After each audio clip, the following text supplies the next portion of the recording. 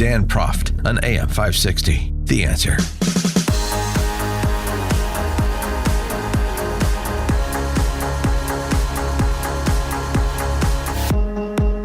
Top of the morning, Dan Proft here. And so Marco Rubio, I thought, offered a nice little distillation of the difference between Iran having nuclear power, not that they necessarily need it, but if they want to power their economy with nuclear power, that's one thing. But that is separate and distinct from a nuclear weapons program, which, we can't abide that because Iran is the leading state sponsor of terror in the world, and so therein lies the problem.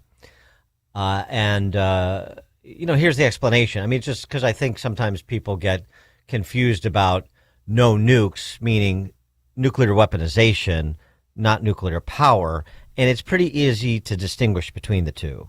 If, in fact, what you're interested in is a peaceful nuclear program, you can do it like most of the countries in the world do it, which is they have above-ground reactors and they import the fuel. We have deals now to do that with countries.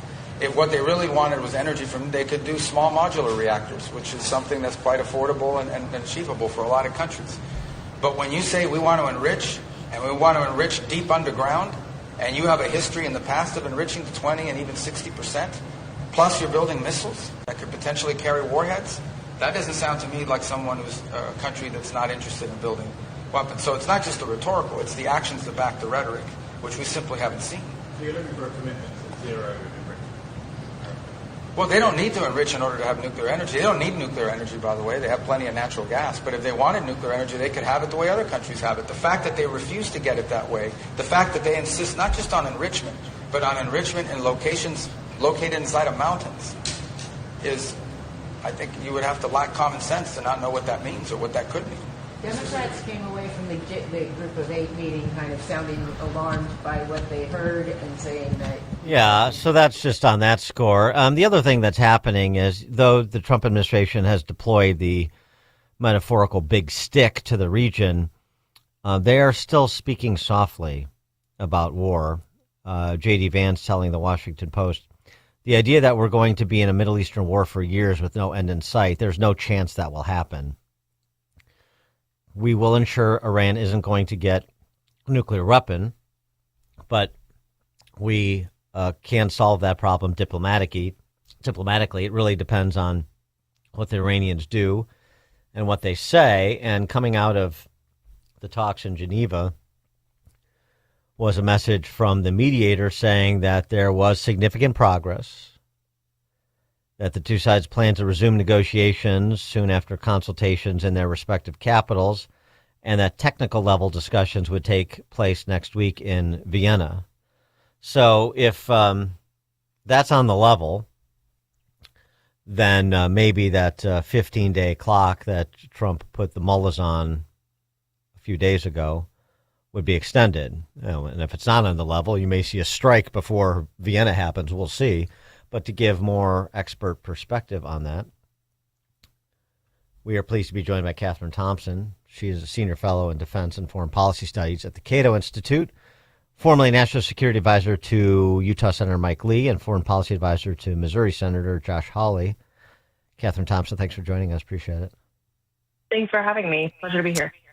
So on that good progress was made, do you take that at face value? I don't think we can take anything at face value at the moment, but I think it's an encouraging sign that diplomacy is still very much the first and foremost option, as the president highlighted in his State of the Union. And so I think, I think it's better than us, waking up to find out that a strike has happened. I'm also very encouraged by the vice president's remarks, in terms of where his head is at and where sort of the positioning of the administration is at. And so I think, and look, since before Midnight Hammer, there's been a deal on the table to be made if the Iranians are willing to play ball. And so I think, it's an encouraging sign that we're still very much in the diplomacy track of this conversation. Yeah, and the Iranian foreign minister said good progress too, but I mean, this is all just like, this is pablum. I mean, all that guy does is speak pablum, so you can't really, and I'm not even sure. I don't know if Kushner and Witkoff can get your arms around where they have to present as strident and tough for the purposes of their domestic audience when they say things like the military program is non-negotiable and the things that he said earlier in the week, and yet the Iran obtaining a nuclear weapon is non-negotiable for us. But both sides are saying there's good progress. So what does good progress mean, and what does that mean? We're moving from the good progress we've made to technical discussions next week. It just seems like at the end of the day, this is a lot of dancing around to try to avoid the central issue for which there is no compromise position. There's only either capitulation by the Iranians or probably a strike by the Americans. Yeah, I think, from my perspective, I think this one is a little bit more like because I look at the Ukraine conflict too, and I, have been sort of analyzing from that perspective that it's been a lot of statements coming out of meetings, but not a whole lot of progress on some of the central issues. But in this case, I think moving to technical talks is a good sign on the diplomacy track because really the devil is in the details with any sort of agreement. And the devil is in the technical details because we're talking about, obviously, energy sources, no enrichment, weaponization. All of these kinds of conversations require detailed talks. And so the fact that we're moving into the technical sphere, I would say, again, with this administration, everything can change on a dime. But I think, from my perspective, that at least puts us in the lane of, some potential for progress to be made at the technical level. And that we're not necessarily stuck entirely at the political level. Speaking of Ukraine, that seems to be in stasis. It wasn't even mentioned in President Trump's State of the Union address, so that would lead one to believe there hasn't been any progress, and the prospect of progress seems dim at this juncture, doesn't it? I think, on that one, yeah, I'm much more bearish than bullish. I think we haven't, but precisely because we haven't gotten past the political level, right? I think the 28-point plan that was being discussed, toward the early part of this year, end of last year was, in the context of some sort of progress being made, right? Like, again, because, you're dealing with two parties here that are going to have to give on demands, for both sides for this conflict to end. And I thought we had something on the table, but when Europe came in and basically put the hammer down on, those terms not being agreeable, it made it hard to go back to the table and then, develop a new slate of political asks that seem to be insurmountable for one side or the other. And so I think on that one, I think I'm much more bearish because we just have not moved past the political elements of that conversation. And doesn't it feel, particularly after the Munich Security Conference, doesn't it feel like the Trump administration is basically saying, okay, Europe, sort of you want to beat your chest a bit. I mean, with the exception of NATO Secretary General, who's much more American user friendly, but you want to beat your chest a little bit. Well, then you figure out Ukraine. Let us know how it works out. Yeah, I think there's definitely, this sort of like push and pull from the administration with Europe on this front. We saw last year, especially when all the European leaders flocked to D.C. for conversations with the president on Ukraine, he was kind of bear hugging them close. But now I think, just for so little progress being made, despite the fact that, right, NATO allies have committed to spending 5%, which is a huge win for the administration.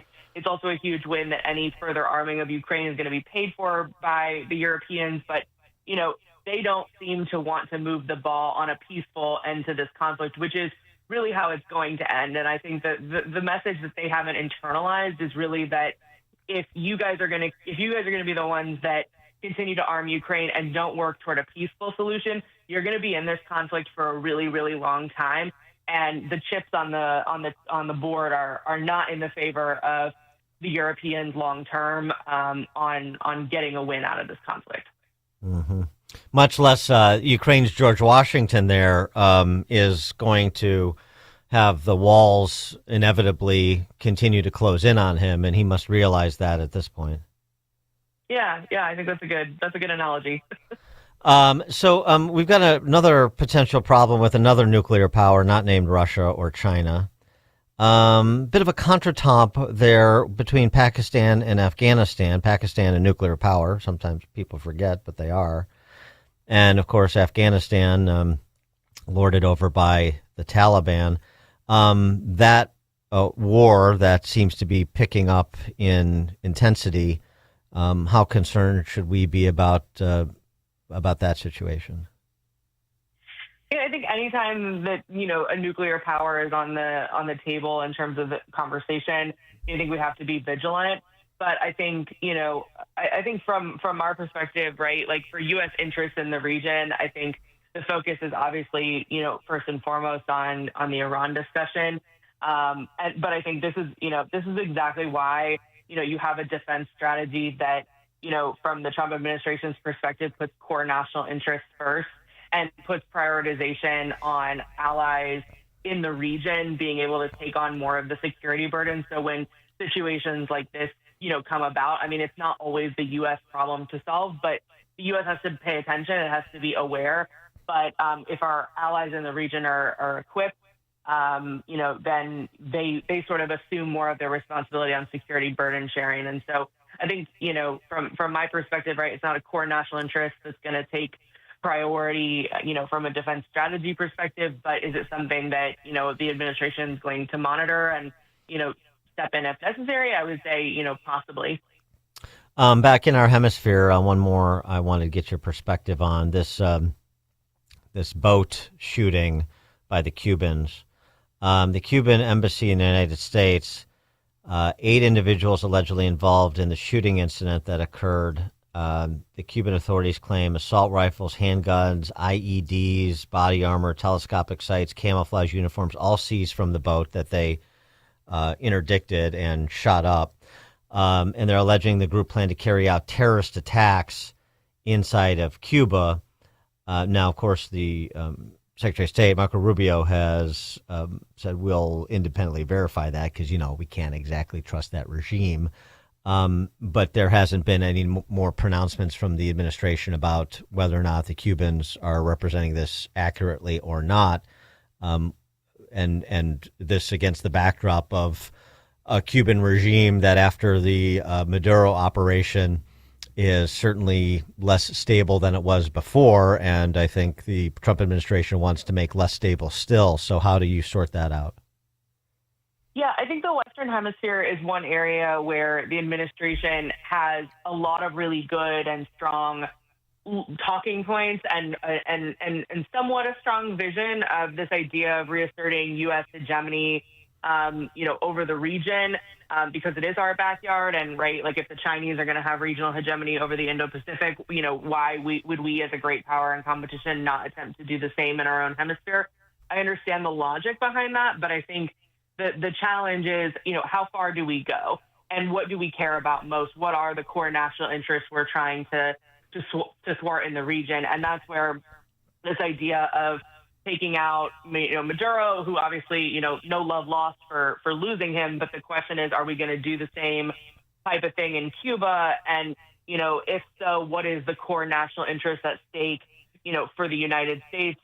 What's on the line and how far are we willing to go are questions that haven't been answered. Meanwhile, right, if you zoom out, you look at our national defense strategy, we recognize that the United States is not prepared to fight, more than a two-front war at the same time. We're really equipped to do one conflict at a time.